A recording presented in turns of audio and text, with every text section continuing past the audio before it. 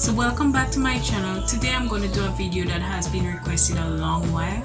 It has been requested by Carl. Hopefully it answers your question about the nursing positions and the uniform and what they signify.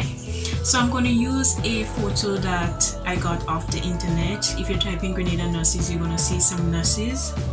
I'm going to use that photo to explain. This is the photo that comes up. As you can see, there are different color belts. You see one with blue, you see one with black, you see two with brown. You also see in the middle we have two different colors of blue, and to the end we have a green. They are all nurses. I know the picture is a bit blurry, but we're focusing on the uniform, not the faces. Let's begin with the registered nurse, the nurse in white, also known as a RN. For you to become an RN, you must graduate from nursing school and meet the requirements for license.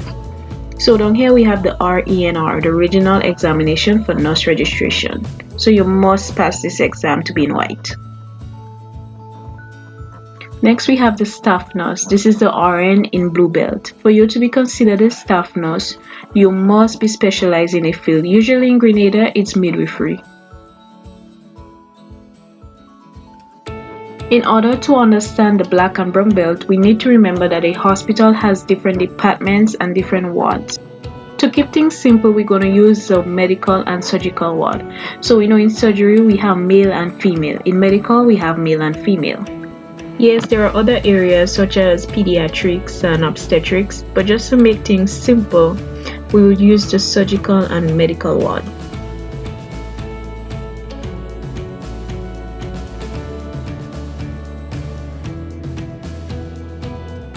So the nurse that wears the black belt is the ward manager. For example, we have a nurse in charge of the male medical ward.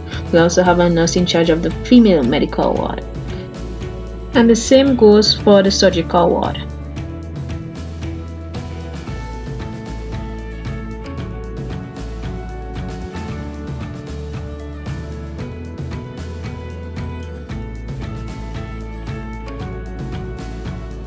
So next we have the Departmental Manager. So the uniform is white, of course, but they have a brown belt. So for instance, we would have that manager responsible for a specific department. So for example, he or she would be responsible for the surgical floor, which takes into account both male and female. Therefore, the ward manager reports to the departmental manager. So next we have the Deputy Director of Nursing Services. The color of the uniform is blue. Well, she gets to design it however she pleases, of course, in a decent way, but the color is blue.